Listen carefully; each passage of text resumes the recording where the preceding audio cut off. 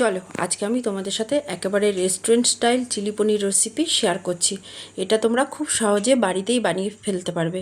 আর এটা কিন্তু রুটি, লুচি, পরোটা বা নান, পোলাও, ফ্রাইড রাইস যেটা ইচ্ছা সেটার সাথে খাও, খেতে কিন্তু জাস্ট ফাটাফাটি মনে হবে।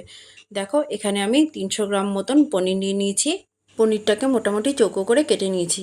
এরপর এর মধ্যে আমি হাফ চামচ মতো নুন দিয়ে দিলাম। নুনটা পনিরের সাথে খুব ভালো করে মাখিয়ে নেব। এরপর আমি 2 চামচ মতন কর্নফ্লাওয়ার এর মধ্যে দিয়ে দিলাম।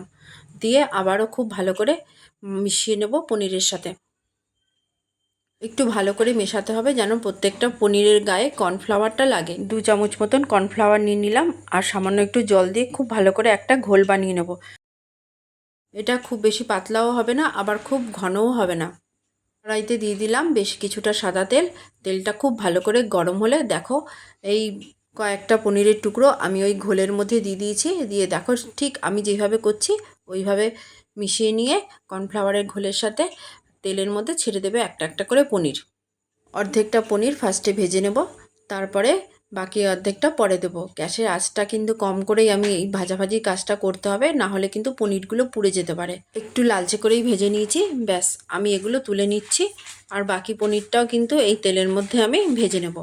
পনির ভাজা হয়ে গেছে, এবার আমি ওই তেলের মধ্যেই পেঁয়াজ দিয়ে দিলাম, মানে পেঁয়াজের পাপড়িগুলো আমি কেটে নিয়েছি। এখানে আমি 2টো পেঁয়াজ দিয়েছি।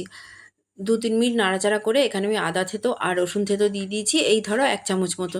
দিয়ে সবগুলো একসাথে নাড়িয়ে চাড়িয়ে নিলাম। এরপর আমি দিয়ে দিলাম ক্যাপসিকাম, দিয়েও খুব ভালো করে নাড়িয়ে চাড়িয়ে নেব।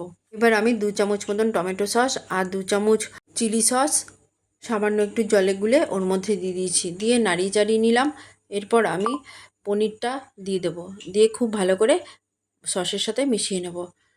এরপর দিয়ে দিলাম ফ্লাওয়ারের সেই ঘোলটা কিছুটা বেঁচে ছিল, সেটাই দিয়ে দিলাম। দিয়ে খুব ভালো করে নাড়িয়ে চাড়িয়ে নেব।